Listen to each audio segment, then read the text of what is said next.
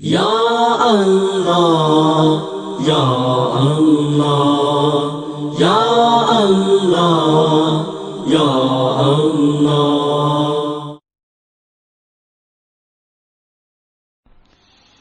اللہ تعالیٰ نے عورت کی شان کو بلند کرنے کے لیے اپنے پیغمبر کی زبان اقدس سے ایک اور پیغام دے دیا۔ صورتحال یہ تھی کہ مردوں کے لیے بہت سارے مواقع تھے، لیکن عورتوں کے لیے معاشرے کے اندر مقام و مرتبہ حاصل کرنے کا کوئی موقع نہیں تھا، بلکہ عورتوں کو کلی طور پر وراثت سے محروم کیا جاتا۔ جاہلیت کے اندر اللہ تعالیٰ نے قرآن مجید کی آیت نازل کی، یوصیکم اللہ فی اولادکم للذکر مثل حظ الانثیین۔ مرد کے بھی حقوق بیان کیے اور عورتوں کے بھی حقوق بیان کیے۔ ہوتا یہ تھا اسلام سے پہلے بچے بھی وراثت سے محروم، عورتیں بھی وراثت سے محروم، اور بعض دفعہ بوڑھے بھی وراثت سے محروم، بلکہ وراثت صرف ان کو ملتی جو تلوار چلا سکتے تھے۔ اسلام نے کہا نہیں، یہ ظلم ہے، اور اسلام ظلم کو پسند نہیں کرتا۔ اسلام ایک اعتدال اور توازن کا درس دیتا ہے، انصاف کا درس دیتا ہے۔ مرد کی بھی وراثت ہے، عورت کی بھی وراثت ہے، خواہ وہ بوڑھا ہے یا بچہ ہے، بلکہ شریعت نے یہاں تک فیصلہ کر دیا کہ اگر ایک بچہ جو بھی دنیا میں نہیں آیا اور طبیب اور ڈاکٹرز یہ رپورٹ دے دیں کہ اس وقت تک وہ زندہ ہے، ابھی اس کی پیدائش نہیں ہوئی، اور اس کے والد کی ڈیتھ ہو جاتی ہے، تو شریعت یہ کہتی ہے اس کی وراثت کا حصہ بھی رکھا جائے گا۔ اس وقت تک یہ تقسیم شرعی تقسیم نہیں کہلائے گی جب تک اس کا حصہ رکھا نہ جائے۔ ابھی وہ دنیا میں نہیں آیا۔ اس انداز سے شریعت نے عدل و انصاف کا پیغام دنیا تک پہنچایا۔ تو رسول اللہ صلی اللہ علیہ وسلم نے عورتوں کے لیے بھی بلندی اور مقام کے مواقع پیش کیے۔ کس طرح؟ عورتیں آئیں اور کہنے لگیں غلبنا علیک الرجال۔ سرتاج رسول صلی اللہ علیہ وسلم، مرد حضرات تو آپ سے سیکھ لیتے ہیں، فجعل لنا یوما من نفسک، ہمارا کوئی حق نہیں ہے کہ ہم بھی دین کو سیکھیں۔ رسول اللہ صلی اللہ علیہ وسلم نے باقاعدہ اس کا اہتمام کیا۔ فوعدہن یوما، ان کو ایک دن مقرر کر دیا، انصاریہ صحابیہ کے گھر میں عورتیں جمع ہوتی اور ان کی باقاعدہ تعلیم و تربیت کا بندوبست کیا گیا۔ اسلام نے عورت ذات کو بلند کرنے کے لیے کس کس انداز سے دنیا کو پیغام دیے؟ ماں کا درجہ دے دیا، اور ماں کا درجے سے مراد کیا ہے؟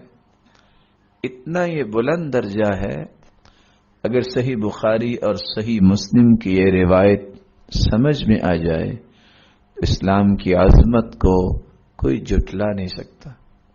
صحابی نے سوال کر دیا، سب سے زیادہ میرے حسن سلوک کا حقدار کون ہے؟ آپ نے پہلی مرتبہ، دوسری مرتبہ، تیسری مرتبہ، 3 مرتبہ فرمایا کہ آپ کے حسن سلوک کا سب سے زیادہ حقدار اگر ہو سکتا ہے تو آپ کی والدہ گرامی ہو سکتی، اور چوتھی مرتبہ باپ کا تذکرہ کیا۔ کچھ لوگوں کا کہنا ہے جو دین کو سمجھتے نہیں یا ان کا دین سے کوئی تعلق یا مس نہیں ہوتا کہ عورت پر اسلام نے ظلم کیا ہے۔ ان کا یہ کہنا یہ بہت بڑا ظلم ہے کہ جس اسلام نے عورت کو 3 حق دیے ہیں اور مرد کو 1 حق دیا ہے، اور وہ بھی عورت کے بعد، اس سے بڑی عظمت کیا ہو سکتی ہے؟ پھر اسلام نے عورت کو بیوی کا درجہ دیا اور فرمایا جس طرح تم اپنے آپ کو دنیا میں ایک اچھا انسان ثابت کرنا چاہتے ہو، تمہاری اچھائی کا معیار یہ ہے تم میں سے جو اپنی بیوی کے ساتھ اچھا برتاؤ کرے گا وہی اچھا ہوگا۔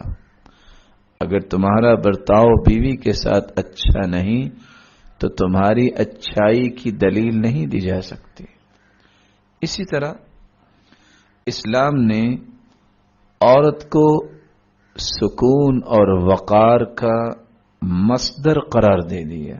وَمِنْ آيَاتِهِ أَنْ خَلَقَ لَكُم مِّنْ أَنفُسِكُمْ أَزْوَاجًا لِتَسْكُنُوا إِلَيْهَا۔ یہ عورت کا ایک مقام ہے کہ ایک مرد، معاشرہ، گھر، خاندان، اللہ تعالیٰ نے ان سب کے لیے اگر سکون اور وقار کا مصدر قرار دیا تو عورت کو قرار دیا۔ اسلام نے اس کی معاشرتی نزاکتوں کا بھی خیال کیا، فرمایا فَإِنْ خِفْتُمْ أَلَّا تَعْدِلُوا فَوَاحِدَةً۔ اسلام نے اگرچہ 4 نکاح کرنے کی اجازت دی ہے لیکن ایسے نہیں، یہ کوئی کھیل نہیں ہے، مذاق نہیں ہے، اور نہ ہی یہ کوئی ایسا شوق ہے کہ جو بغیر سوچے سمجھے انسان پورا کر لے۔ فرمایا فَإِنْ خِفْتُمْ أَلَّا تَعْدِلُوا فَوَاحِدَةً۔ اگر تم عدل و انصاف نہیں کر سکتے تو تمہیں ایک پر ہی قناعت کرنی چاہیے، ایک کو ہی کافی سمجھنا چاہیے۔ اسلام نے اس کی قلبی نزاکتوں کا بھی خیال رکھا۔ اتفاق سے عائشہ رضی اللہ تعالی عنہ فرماتی ہیں ایک عورت آئی اور آ کر کہنے لگی، خولہ بنت حکیم رضی اللہ تعالی عنہ، سرتاج رسول، جوانی میں نے اس شخص کے ساتھ گزاری، اکل مالی و افنا شبابی، میں نے مال بھی اپنے خامند کو پیش کر دیا، وہ بھی یہ کھا گیا، میری جوانی بھی ختم ہوگی۔ ونثرت له بطني حتى إذا كبرت سني انقطع ولدي، میں جب بوڑھی ہو گئی ہوں، اب اس نے میرے ساتھ زہار کر لیا ہے، مجھے کہہ دیا ہے کہ یہ میری ماں ہے، میرا کیا گناہ ہے؟ عائشہ رضی اللہ تعالی عنہ فرماتی ہیں کہ ابھی یہ بات خولہ بنت حکیم رضی اللہ تعالی عنہ بڑے آہستہ طریقے سے بیان کر رہی تھی۔ قد سمع اللہ قول التي تجادلك في زوجها وتشتكي الى الله والله يسمع تحاوركما۔ میں نہیں سن سکی کہ سرتاج رسل سے یہ کیا گزارش کر رہی ہیں، لیکن میرے رب نے سن لیا اور ساتھ ہی جبریل نازل ہو گئے اور یہ آیت نازل ہوگی اور کہنے لگی، اللہم انی اشکو الیک، اے اللہ میں یہ شکایت تیرے سامنے پیش کرتی ہوں۔ تو ابھی اس کی بات مکمل ہوئی، کس طرح عورت کی قلبی نزاکت کا خیال اسلام نے کیا۔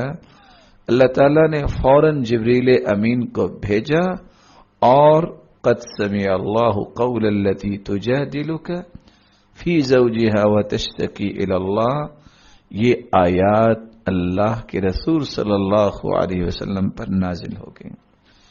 رسول اللہ صلی اللہ علیہ وسلم نے جو دین پیش کیا ہے اتنا خوبصورت دین ہے، اتنا عظیم دین ہے، کسی ایک زاویے یا پہلو پہ غور کیا جائے تو انسان بول اٹھتا ہے کہ اس سے انصاف والا دین ہو ہی نہیں سکتا۔ اللہ تعالیٰ نے عورت کی تخلیقی نزاکتوں کا بھی خیال رکھا۔ جمعہ مردوں پہ فرض قرار دیا، عورت کو اجازت دے دی۔ جماعت کے ساتھ نماز پڑھنا مردوں پہ فرض ہے، عورت کے لیے رخصت ہے۔ احرام، عمرے اور حج میں مرد 2 چادریں باندھتا ہے، عورت کے لیے رخصت ہے، جس لباس میں بھی وہ جانا چاہے یہ اس کا احرام ہی ہے۔ جہاد یہ مردوں پہ لکھا گیا کافروں کے خلاف، اور عورتوں کو اس میں اجازت دی گئی۔ اور بعض ایام میں نماز اور روزے کی رخصت عورتوں کو دے دی گئی۔ کیوں دے دی گئی؟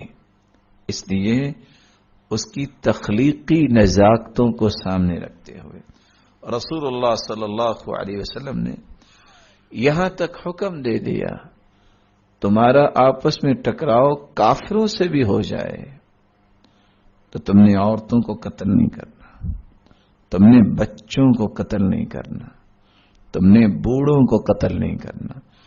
رسول اللہ صلی اللہ علیہ وسلم نے یہاں تک فرمایا، عورت کی شان کو بلند کرنے کے لیے اس کو بیٹی کا درجہ دیا، اور ساتھ کیا فرمایا؟ لا تکرہ البنات، بیٹیوں کو برا نہ سمجھا کرو، فإنہن المونسات الغالیات، یہ بہت مہنگی ہوتی ہیں اور والدین کو سنبھالنے والی ہوتی ہیں۔ بلکہ فرمایا من عال جاریتین، اس کو 2 بیٹیاں اللہ نے دی ہیں اور وہ ان کی صحیح پرورش کرتا ہے، حتی یدرکا، اور یہاں تک کہ وہ بالغ ہو جاتی ہیں، پھر ان کا اچھا بندوبست کر دیتا ہے۔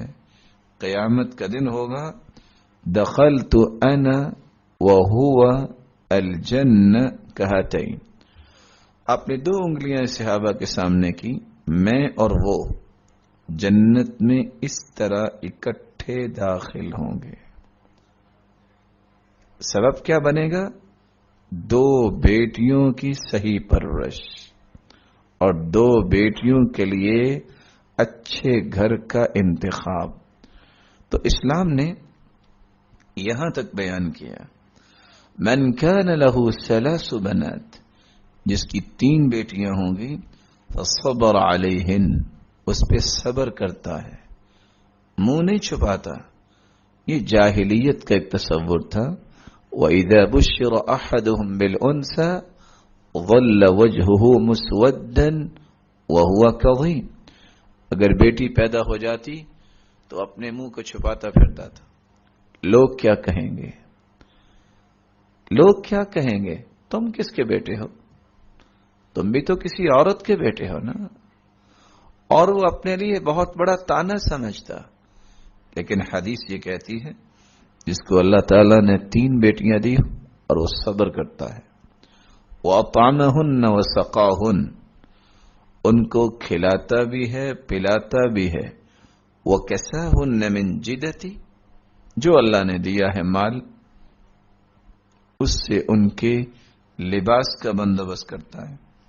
قیامت کا دن ہوگا، کن لہو حجابا من النار، یہ تینوں بیٹیاں جہنم کے سامنے دیوار بن جائیں گی، والدین کو جہنم نہیں جانے دیں گی۔